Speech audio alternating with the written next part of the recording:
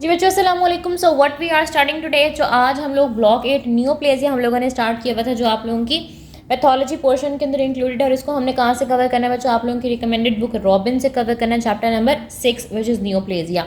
सो हम लोगों ने हॉलमार्क्स ऑफ कैंसर बच्चों स्टार्ट किए हुए थे। फर्स्ट 2 हॉलमार्क्स मैंने आप लोगों को बता दिए थे। अब जो आज हमने हॉलमार्क पढ़ना, पहले तो बहुत लंबे थे, उनके ऊपर बहुत ज़्यादा टाइम लग गया, बहुत ज़्यादा वीडियोज़ भी लग गई।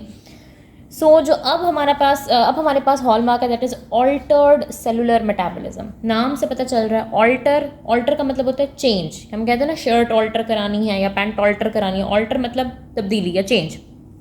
सेलुलर मेटाबॉलिज्म कि सेल के अंदर जो भी बायोकेमिकल एक्टिविटीज़ हो रही होती हैं वो तब्दील हो गई हैं। कि नॉर्मल सेल जिस तरह से अपने अंदर मेटाबॉलिक एक्टिविटीज़ कर रहा होता है, उसके अंदर जो भी बायोकेमिकल रिएक्शंस हो रहे होते हैं, कैंसर सेल के अंदर कुछ तब्दीली के साथ होंगे, कुछ चेंज होगा उसके अंदर।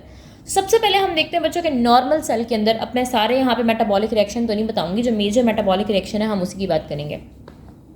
अगर आप लोगों को बायोकेमिस्ट्री थोड़ी सी बच्चों याद हो, ठीक है, तो मैं आप लोगों को बताती हूँ कि जो नॉर्मल सेल होता है ना बच्चों, नॉर्मल सेल उसके अंदर क्या होता है, एरोबिकली क्या होता है, एनारोबिकली क्या होता है। एरोबिकली जब आपके पास ऑक्सीजन अबंडेंट अवेलेबल है तो आपके सेल क्या करते हैं, जो आप ग्लूकोज बाहर से खाते हैं, ग्लूकोज की वो अपटेक करते हैं, फिर वो करते हैं बच्चों ग्लाइकोलिसिस। आप लोगों ने आई एम श्योर बायोकेमिस्ट्री के अंदर पढ़ा होगा।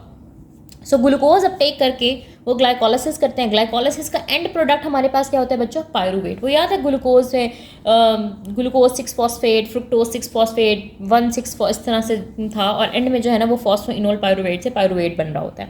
ग्लाइकोलिसिस का एंड प्रोडक्ट होता है पायरूवेट। पायरूवेट कहाँ जाता है बच्चों? पायरूवेट जाता है माइटोकॉन्ड्रिया के अंदर। माइटोकॉन्ड्रिया के अंदर TCA साइकिल या फिर क्रेब साइकिल ऑपरेट हो रहा होता है, और वहाँ पे होती है ऑक्सीडेटिव फॉस्फोराइलेशन। जो भी इंटरमीडिएट्स बने हुए होते हैं वो सारे के सारे ATP के अंदर कन्वर्ट हो जाते हैं। 36 मॉलिक्यूल्स ऑफ ATP पर मॉलिक्यूल ऑफ ग्लूकोज प्रोड्यूस हो रही होती है नॉर्मल सेल में, जब ऑक्सीजन अवेलेबल होती है। और जब नॉर्मल सेल के अंदर ऑक्सीजन अवेलेबल नहीं होती, जैसे आपने देखा होगा जब हम बहुत ज़्यादा स्टेनुअस एक्टिविटी कर रहे होते हैं तब ऑक्सीजन इतनी ज़्यादा अवेलेबल नहीं होती टिश्यूज़ को, ग्लूकोज जो है ना वो लैक्टेट बनाना शुरू कर देता है। एनारोबिकली या नॉन एरोबिकली जो है ना वो प्रोग्रेस करना स्टार्ट करता है। लैक्टिक एसिड की एक्यूमुलेशन हो जाती है और मसल्स के अंदर दर्द भी इसी वजह से हो रहा होता है। नॉर्मल सेल के अंदर क्या है कि जब ऑक्सीजन अवेलेबल है तो वो क्या करेगा कि वो ग्लाइकोलिसिस और माइटोकॉन्ड्रिया के थ्रू ऑक्सीडेटिव फॉस्फोराइलेशन करके 36 मॉलिक्यूल्स ऑफ ATP, जो कि बहुत ज़्यादा एनर्जी होती है, वो प्रोड्यूस कर रहा होगा। और नॉन एरोबिकली क्या होता है, सिर्फ 2 मॉलिक्यूल्स ऑफ ATP जो है ना वो जनरेट होते हैं। ठीक हो गया। अब कैंसर सेल के अंदर क्या है बच्चों? कैंसर सेल को अंदर ऐसी कोई बात नहीं है कि उसको ऑक्सीजन अवेलेबल नहीं है। ऑक्सीजन तो अबंडेंट है। कैंसर सेल भी तो आपकी बॉडी का ही अंदर है ना, तो जिस तरह बाकी सेल्स को ऑक्सीजन है वैसे कैंसर सेल को भी ऑक्सीजन अवेलेबल है। स्टिल बच्चों ऑक्सीजन की दस्तयाबी होने के बावजूद वो लैक्टेट की प्रोडक्शन करता है, यानी कि वो ऑक्सीडेटिव फॉस्फोराइलेशन इस पाथवे को फॉलो नहीं करता। जहाँ पे इतनी ज़्यादा एनर्जी बननी थी वो वाला पाथवे छोड़ के जहाँ पे इतनी कम एनर्जी बन रही है, सिर्फ 2 मॉलिक्यूल ऑफ ATP बन रहे हैं, वो ये काम कर रहा है। ये काम आपके सेल्स नॉन एरोबिक कंडीशन में करते हैं, जो कैंसर सेल एरोबिक कंडीशन में कर रहा है। Despite the abundant presence of oxygen वो ग्लूकोज की अपटेक करेगा और बहुत ज़्यादा अपटेक करता है। जो कैंसर सेल होता है वो एक नॉर्मल सेल की निस्बत ज़्यादा ग्लूकोज और ग्लूटामीन की अपटेक करता है। इतने सारे ग्लूकोज को वो करता क्या? इतने सारे ग्लूकोज को तो उसको चाहिए था बहुत सारी ATP बनाता, उससे बहुत सारी एनर्जी लेता, एनर्जी उससे काम आती नहीं। वो ग्लाइकोलिसिस करता है। ग्लाइकोलिसिस के बाद वो पायरूवेट को लैक्टेट के अंदर कन्वर्ट कर देता है, बजाय ये कि वो ग्लाइकोलिसिस से आगे माइटोकॉन्ड्रिया के अंदर रास्ता चलता, ऑक्सीडेटिव फॉस्फोराइलेशन होती, ATP बनती। यहाँ पे सिर्फ लैक्टेट बनेगा, लैक्टेट बहुत ज़्यादा बनेगा। ग्लूकोज इतना ज़्यादा ले रहा है तो उतना ज़्यादा लैक्टेट बनेगा। और यहाँ पे जो 2 मॉलिक्यूल्स ऑफ ATP बनने थे वो इसको प्रेफर करेगा, बजाय ये कि 36 मॉलिक्यूल्स ऑफ ATP को। यानी कि ऑक्सीडेटिव फॉस्फोराइलेशन वाला कोई फंडा यहाँ पर नहीं है। अब ऐसा क्यों बच्चों? इतनी ज़्यादा ऑक्सीजन भी अवेलेबल है, कोई मसला भी नहीं है, फिर क्या क्यों आखिर वो उसको चाहिए कि वो 36 मॉलिक्यूल्स ऑफ ATP बनाए? क्योंकि कैंसर सेल एक रैपिडली ग्रोइंग सेल होता है। रैपिडली प्रोलिफरेटिंग सेल को तो ज़्यादा एनर्जी चाहिए, उसको चाहिए कि वो वाला पाथवे करे। नहीं बच्चों, वो यही वाला पाथवे इख्तियार करता है और इस इफेक्ट को बोलते हैं वॉरबर्ग इफेक्ट। ये साइंटिस्ट के नाम पे है। अब सवाल यही पैदा होता है कि why cancer cell choose glycolysis if oxidative phosphorylation produces much more ATP। अब ग्रोइंग कैंसर सेल को ज़्यादा एनर्जी चाहिए होती है, लेकिन बच्चों उसके साथ साथ उसको कुछ रॉ मटेरियल भी चाहिए होते हैं जो ऑक्सीडेटिव फॉस्फोराइलेशन उसको नहीं दे सकता। रॉ मटेरियल यानी कि मेटाबॉलिक इंटरमीडिएट्स। अब आपको पता है कि ये कैंसर सेल्स होते हैं ना वो रैपिडली डिवाइड हो रहे होते हैं, यानी कि एक सेल 2 सेल्स के अंदर कन्वर्ट होगा, 2 से आगे 4 बनेंगे, 4 से 8, 8 से 16, इस तरह से। अब जब एक सेल दूसरा सेल बनाता है या डिवाइड होता है दूसरे सेल के अंदर, तो वो ऐसे ही सिर्फ डिवाइड नहीं हो जाता, पहले वो उस सेल के अंदर की चीज़ें पूरी करता है। ये इसी तरह से बच्चों, जैसे आप लोगों ने अपने हॉस्टल से अपने कॉलेज वापस, सॉरी अपने घर से अपने हॉस्टल वापस जाना हो, तो आप ऐसे उठ के नहीं चल पड़ते, आप पहले अपने पास चीज़ें पूरी करते हैं, आप अपना सामान बांधते हैं, आप अपना सूटकेस तैयार करते हैं, खाना वगैरह रखते हैं, साथ टिकट लेते हैं, एवरीथिंग। इसी तरह जब किसी भी सेल ने किसी और सेल में डिवाइड होना होता है, तो वो पहले उसके अंदर की ऑर्गेनाइज पूरी करता है। उसके अंदर, अब एक सेल के अंदर क्या क्या चीज़ें होती हैं, उसको प्रोटीन भी चाहिए, उसको डीएनए भी चाहिए, उसको आरएनए भी चाहिए, उसको जो है ना वो मुख्तलिफ ऑर्गेनाइज चाहिए जिनके लिए मुख्तलिफ बिल्डिंग ब्लॉक्स चाहिए। अब प्रोटीन बनानी है तो उसके लिए अमीनो एसिड्स चाहिए, डीएनए आरएनए बनाना है तो उसके लिए डीएनए आरएनए की बेसिस चाहिए। सो ये रॉ मटेरियल इतनी ज़्यादा तादाद में कैंसर सेल को कब मिलेगा, कैसे मिलेगा? इसी रॉ मटेरियल की खातिर वो ये वाला पाथवे इख्तियार करता है, क्योंकि इसके अंदर उसको रॉ मटेरियल या मेटाबॉलिक इंटरमीडिएट्स ज़्यादा मिलते हैं। एनर्जी तो कम मिलती है, लेकिन उसका ज़्यादा फोकस जो है ना वो मेटाबॉलिक इंटरमीडिएट्स खींचने की तरफ है, ताकि वो डीएनए बना सके, आरएनए बना सके, प्रोटीन बना सके। क्योंकि कैंसर में क्या हो रहा है, rapidly growth of cell, rapidly proliferation of cell हो रही है, सेल जल्दी जल्दी बाकी सेल्स बना रहा है। अब इतने जल्दी सेल बनाने के लिए उसको सेल के अंदर का सामान पूरा करने पड़ेगा, और सेल के अंदर का सामान पूरा करने के लिए उसको बिल्डिंग ब्लॉक्स चाहिए, जैसे DNA, RNA, protein, cell membrane, ये सारी चीज़ें उसको बनानी पड़ेंगी। इस तरह का जो रॉ मटेरियल है ना, या इस तरह के मेटाबॉलिक इंटरमीडिएट्स, उसको एरोबिक ग्लाइकोलाइसिस के अंदर ज़्यादा मिलेंगे as compare to oxidative phosphorylation. Oxidative phosphorylation के अंदर क्या है, सिर्फ एटीपी। इसमें क्या मिलेंगे, एटीपी तो कम मिलेगी, लेकिन बिल्डिंग ब्लॉक्स ज़्यादा मिलेंगे। सो सेल का मेटाबॉलिज्म ऑल्टर हो जाता है, कैंसर सेल के अंदर नॉर्मल से हट के मेटाबॉलिज्म चलता है, रीप्रोग्रामिंग हो जाती है, जिसकी वजह से कैंसर सेल्स ऑब्टेन करते हैं ये बिल्डिंग ब्लॉक्स, ताकि वो डीएनए, आरएनए, प्रोटीन्स और न्यू सेल्स बना सकें। ठीक है, अब फिर वो आपको आपकी बुक के अंदर ये बताता है कि हम ये चीज़ कैसे डायग्नोज करते हैं, हम वॉरबर्ग इफेक्ट को कैसे देखते हैं। तो हम पेट स्कैन करते हैं बच्चों। पेट स्कैन में हम क्या करते हैं, एक ख़ास किस्म की ग्लूकोज, जो आप कह लेंगे आइसोटोपिक ग्लूकोज होती है, F-फ्लोरोडीऑक्सी ग्लूकोज, हम पेशेंट्स को देते हैं। और कैंसर सेल्स होते हैं ना, वो ग्लूकोज हंग्री होते हैं, उनको हर वक्त ग्लूकोज चाहिए होती है, ताकि वो ज़्यादा से ज़्यादा बिल्डिंग ब्लॉक्स बना सकें, ज़्यादा से ज़्यादा मेटाबॉलिक इंटरमीडिएट्स बना सकें।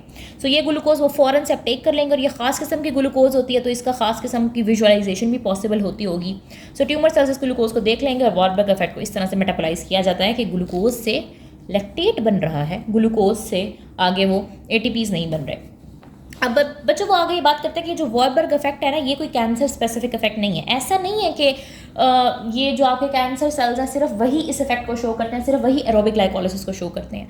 आपकी बॉडी के अंदर जब भी रैपिड डिवीजन ऑफ सेल्स की ज़रूरत होगी, जैसे फॉर एग्जांपल कोई बर्न्स का पेशेंट है, उसकी स्किन सारी जल गई है, उसके स्किन सेल्स को जल्दी जल्दी डिवाइड होने की ज़रूरत है, या फिर एक न्यू बॉर्न बेबी के अंदर भी शायद मैंने इस तरह का कुछ पढ़ा था। आपकी बुक के अंदर बस यही लिखा है कि जो भी आपके पास इन्फ्लेमेटरी सेल हैं, या रैपिडली डिवाइडिंग सेल हैं, rapidly proliferating, even healthy cell हैं, वो भी इस इफेक्ट को यूज़ कर सकते हैं, वो भी एरोबिक ग्लाइकोलाइसिस को यूज़ कर सकते हैं, क्योंकि एक ग्रोइंग सेल की बायोसिंथेटिक रिक्वायरमेंट्स होती हैं।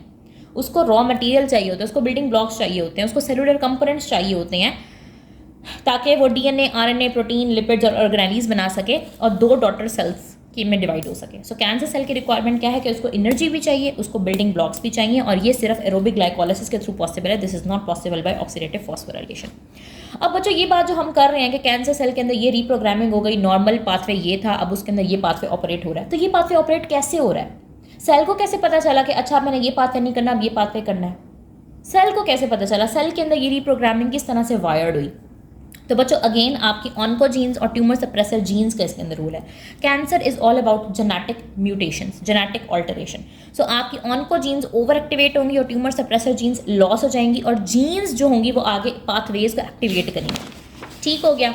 सो तीन आपके उसके अंदर हेडिंग्स लिखी हुई हैं, तीनों को मैं एक्सप्लेन कर देती हूँ। पहली हेडिंग आपके पास क्या है बच्चों? Growth factor receptor signalling. याद है आप लोगों को बच्चों, मैंने आप लोगों को वो ग्रोथ फैक्टर पढ़ाए थे, एक मिनट मैं आपको दिखाती हूँ।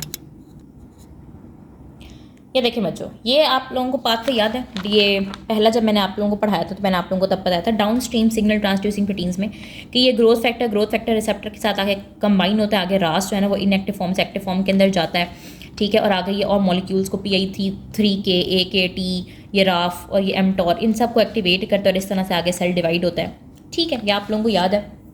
सो यही ग्रोथ फैक्टर रिसेप्टर सिग्नल जो है ना इस चीज़ के अंदर भी इन्वॉल्व है कि ग्रोथ फैक्टर रिसेप्टर से सिग्नल्स आते हैं जब कैंसर हो चुका है, ऑन्कोजीन्स एक्टिवेटेड हैं, ट्यूमर सप्रेसर जीन्स का लॉस है। सो ग्रोथ फैक्टर रिसेप्टर से सिग्नल आते हैं जिसकी वजह से ग्लूकोज की अपटेक को बच्चों बढ़ा दिया जाता है, और पायरुवेट काइनेज को इनहिबिट कर दिया जाता है। पायरुवेट काइनेज क्या है? ग्लूकोज की अपटेक बढ़ा दी जाएगी, वो तो बात समझ आती है। ज़्यादा से ज़्यादा ग्लूकोज, ज़्यादा से ज़्यादा लैक्टेट, ज़्यादा एरोबिक ग्लाइकोलाइसिस वाला पाथवे, ज़्यादा बिल्डिंग ब्लॉक्स और ज़्यादा न्यू सेल्स की फॉर्मेशन और जल्दी न्यू सेल्स की फॉर्मेशन। अब पायरुवेट काइनेज क्या है बच्चों? मैं आज चाहती हूँ कि आप लोग थोड़ा सा अपनी मेमोरी पे जोर डालो और आप लोग ग्लाइकोलाइसिस का पाथवे ज़रा रिवाइज करो। 10th क्लास में भी इवन पढ़ा होगा आप लोगों ने ग्लाइकोलाइसिस का पाथवे, वो चैप्टर 13 था एक, उसके अंदर था। बायोकेम में पढ़ा होगा ग्लाइकोलाइसिस का, बल्कि मैं आप लोगों को दिखा देती हूँ 1 मिनट। ठीक है बच्चों, तो ये आप लोगों के सामने मैं डायग्राम शो कर रही हूँ। दिस इज द ग्लाइकोलाइसिस का पाथवे। ठीक है, ग्लाइकोलाइसिस के पाथवे में 10 स्टेप्स होते हैं। ग्लूकोज अपटेक की जाती है, ग्लूकोज से बनता है glucose 6 phosphate, fructose 6 phosphate, fructose 1,6 bis phosphate वगैरह वगैरह। एंड में आके जो है ना वो फॉस्फोइनोल पायरुवेट से पायरुवेट बनता है। और इस पर्टिकुलरली इस स्टेप को कौन कैटालाइज करता है? पायरुवेट काइनेज करता है। ठीक है, पायरुवेट काइनेज जो है ना वो इस स्टेप को कैटालाइज कर रहा होता है फॉस्फोइनोल पायरुवेट से पायरुवेट। यहाँ पे ग्लाइकोलाइसिस का प्रोसेस कंप्लीट होना होता है। आगे पायरुवेट जो है ना वो माइटोकॉन्ड्रिया के अंदर जाता है और वो NADH प्रोड्यूस और सब कुछ होता है। ठीक है, अब ये जो ग्रोथ फैक्टर रिसेप्टर से सिग्नलिंग आती है ना, ये क्या कहते हैं? ये ग्रोथ फैक्टर रिसेप्टर से जो सिग्नल आते हैं वो कहते हैं कि भाई सेल को कहो कि ग्लूकोज की अपटेक बढ़ाए, और पायरुवेट काइनेज को ये इनहिबिट कर देते हैं। जब पायरुवेट काइनेज को ये इनहिबिट कर देंगे तो फॉस्फोइनोल पायरुवेट से पायरुवेट बनने वाला प्रोसेस रुक जाएगा। ठीक है, यानी कि ग्लाइकोलाइसिस भी एज सच कंप्लीट नहीं होगी और ऊपर वाले जो इंटरमीडिएट्स होंगे ना वो जमा होने शुरू हो जाएंगे। बिल्डअप ऑफ ग्लाइकोलिटिक इंटरमीडिएट्स, ये आप लोग इंटरमीडिएट्स देख रहे हो, ये ग्लूकोज 6 फॉस्फेट, ये फ्रुक्टोज 6 फॉस्फेट, ये सारे इंटरमीडिएट्स हैं। ठीक है, ये इंटरमीडिएट्स जो है ना वो जमा होना शुरू हो जाएंगे। और अगर ये फॉस्फोइनोल पायरुवेट से पायरुवेट बन जाता तो ये तो सारे इंटरमीडिएट्स इस्तेमाल हो जाते। अब क्या हुआ कि ये फॉस्फोइनोल पायरुवेट से पायरुवेट वाला प्रोसेस रुक गया, पीछे वाले सारे इंटरमीडिएट्स जमा होना शुरू हो गए हैं, जैसे कि ग्लूकोज 6 फॉस्फेट। और यही इंटरमीडिएट्स तो हैं जो सेल को चाहिए, जो कैंसर सेल को चाहिए। यही इंटरमीडिएट्स हैं जिनको कैंसर सेल इस्तेमाल करेगा मुख्तलिफ ऑर्गेनाइज बनाने के लिए, मुख्तलिफ चीज़ें बनाने के लिए। ठीक है, एक बात आप लोगों को यहाँ से क्लियर हो गई कि किस तरह से ग्रोथ फैक्टर रिसेप्टर्स की सिग्नलिंग की वजह से ग्लूकोज की अपटेक बढ़ाई जाती है, पायरुवेट काइनेज को इनहिबिट किया जाता है, बिल्डअप ऑफ ग्लाइकोलिटिक इंटरमीडिएट्स किया जाता है। ठीक हो गया। नेक्स्ट स्टेप इज बच्चों रास सिग्नलिंग। रास याद है आप लोगों को? रास हमारे पास एक ऑन्कोजीन थी। ठीक है, ये ग्रोथ फैक्टर रिसेप्टर के साथ आगे लगता है। इनएक्टिव रास एक्टिव रास में कन्वर्ट होती है, और ये आगे जो है ना वो PI3K AKT ये सारे पाथवेज चलते हैं। एंड में जाके जो है ना सेल की ग्रोथ, सेल की प्रोलिफरेशन होती है। सो इस रास सिग्नलिंग कैसे होती है बच्चों? ये सिग्नल्स डाउन स्ट्रीम ऑफ रास और PI3K और AKT पाथवे से क्या होता है? अगेन ये सेल को सिग्नल देते हैं कि भाई ग्लूकोज की अपटेक को बढ़ाओ। ग्लूकोज की अपटेक को ये बढ़ाते हैं, ग्लूकोज के ट्रांसपोर्टर्स को ये बढ़ाते हैं जिन्होंने ग्लूकोज की अपटेक करनी। ठीक है, सो सिग्नल्स डाउन स्ट्रीम ऑफ रास और PI3K AKT पाथवे क्या करते हैं? ये सिग्नल देते हैं बच्चों सेल को कि ग्लूकोज की अपटेक को बढ़ाओ, ग्लूकोज के ट्रांसपोर्टर्स को बढ़ाओ और ग्लाइकोलिटिक एंजाइम्स को बढ़ाओ। ये जो ग्लाइकोलाइसिस का प्रोसेस होता है इसके अंदर हर स्टेप के ऊपर एक डिफरेंट एंजाइम होता है। हेक्सोकाइनेज, फॉस्फोग्लूकोज, आइसोमरेज, फॉस्फोफ्रुक्टोकाइनेज, एल्डोलेज, ये सारे एंजाइम्स होते हैं। वो कहते हैं इन एंजाइम्स की एक्टिविटी को बढ़ाओ ताकि ये वाला पाथवे चले, लेकिन एंड से जो है ना पायरुवेट काइनेज को इनहिबिट कर दो ताकि पायरुवेट ना बने, बस इंटरमीडिएट ज़्यादा बने, बस पायरुवेट ना बने। ठीक है, इसके अलावा ये माइटोकॉन्ड्रियल इंटरमीडिएट्स को लिपिड बायोसिंथेसिस की तरफ मोड़ देते हैं। लेट्स सपोज कि अगर पायरुवेट बन भी रहा है, ठीक है, पायरुवेट बन भी रहा है और पायरुवेट आगे माइटोकॉन्ड्रिया के अंदर चला जाता है, माइटोकॉन्ड्रिया के अंदर वो क्रेब्स साइकिल ऑपरेट होना शुरू हो जाता है। सो वहाँ से जो इंटरमीडिएट्स निकलते हैं ना उनको ये उनका रुख मोड़ के उसको लिपिड बायोसिंथेसिस की तरफ करना शुरू कर देते हैं। ठीक है, ये आप लोगों की इधर डायग्राम भी बनी हुई है, मैं आप लोगों को दिखाती हूँ। आप लोगों की बुक की ही डायग्राम है, ये देखें। नॉर्मल सेल हेल्दी सेल के अंदर क्या हो रहा है बच्चों? नॉर्मल सेल हेल्दी सेल, मैं इसको जूम कर लेती हूँ 1 मिनट। हाँ जी, नॉर्मल सेल के अंदर क्या हो रहा है बच्चों? ये क्रेब्स साइकिल ऑपरेट हो रहा है माइटोकॉन्ड्रिया के अंदर, उससे ATP बन रही है बहुत सारी। ट्यूमर सेल के अंदर क्या हो रहा है, या रैपिडली ग्रोइंग हेल्दी सेल के अंदर क्या हो रहा है? यहाँ से ग्लूकोज की ट्रांसपोर्ट बढ़ाई जा रही है बाय ग्लूकोज ट्रांसपोर्टर। ठीक है, और ये ग्रोथ फैक्टर रिसेप्टर के ऊपर कंबाइन हो रहा है। रास भी काम कर रहा है, PI3K भी काम कर रहा है। ये ग्रोथ फैक्टर से डायरेक्ट सिग्नल्स आते हैं कि पायरुवेट काइनेज को इनहिबिट कर दो। पायरुवेट काइनेज जब इनहिबिट हो जाएगा तो फॉस्फोइनोल पायरुवेट से पायरुवेट नहीं बन पाएगा और यहाँ पे ग्लाइकोलिटिक इंटरमीडिएट्स बढ़ना शुरू हो जाएंगे। वो आगे शंट किए जाएंगे न्यूक्लिक एसिड सिंथेसिस के लिए, अमाइनो एसिड सिंथेसिस के लिए। ठीक हो गया। लेट सपोज पायरुवेट जो है ना वो आगे कन्वर्ट हो भी जाता है एसिटाइल कोए के अंदर, और एसिटाइल कोए जो है ना वो माइटोकॉन्ड्रिया तक पहुंच जाता है। तो यहाँ पे भी सिट्रेट, आइसोसिट्रेट, अल्फा कीटोग्लूटारेट, कितने सारे इंटरमीडिएट्स निकलते हैं, उनको लिपिड की सिंथेसिस की तरफ मोड़ दिया जाता है। ठीक है, और फिर एंड वाली बात MYC की मैं बात आप लोगों को बताती हूँ, और प्रोटीन सिंथेसिस की तरफ भी जो है ना वो इसको मोड़ दिया जाता है, लिपिड सिंथेसिस और प्रोटीन सिंथेसिस की तरफ इसको मोड़ दिया जाता है। ठीक हो गया। फिर मैं आप लोगों को बताती हूँ कि MYC हमारे पास क्या कर रहा होता है। MYC again an oncoprotein and oncogene, सब कुछ पढ़ा चुकी हूँ मैं तुम लोगों को। MYC क्या करता है बच्चों, दोबारा से वही ग्लूकोज की अपटेक बढ़ाता है, ग्लाइकोलिसिस वाले एंजाइम्स को बढ़ाता है, ग्लूटामिनोसिस को बढ़ाता है, ग्लूटामीन की भी अपटेक को बढ़ाता है, ग्लूकोज की अपटेक को भी बढ़ाता है, ग्लूटामीन की अपटेक को भी बढ़ाता है। ये देखो ये MYC है, ये ग्लूटामीन की अपटेक हो रही है, इंक्रीज ग्लूटामीन अपटेक करेगा क्योंकि ताकि इसे ग्लूटामेट बने और वो अमाइनो एसिड सिंथेसिस की तरफ शंट किया जा सके।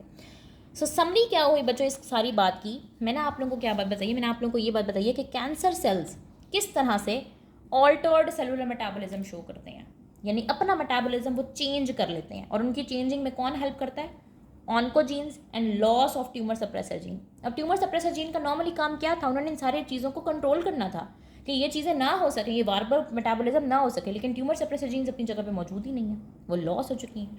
सो कैंसर सेल के अंदर क्या हुआ, ऑन्कोजीन्स एक्टिवेट हुई, ट्यूमर सप्रेसर जीन्स का लॉस हुआ, मेटाबॉलिक रीप्रोग्रामिंग, ग्लूकोज की अपटेक बहुत ज़्यादा, ग्लाइकोलिसिस बहुत ज़्यादा, लैक्टेट की प्रोडक्शन बहुत ज़्यादा, even with oxygen present, aerobic glycolysis हो रही है, वारबर्ग इफेक्ट हो रहा है, बहुत सारे मेटाबॉलिक इंटरमीडिएट्स बन रहे हैं जिससे DNA, RNA, lipids, proteins, new cell organelles सब कुछ सिंथेसाइज किया जा रहा है।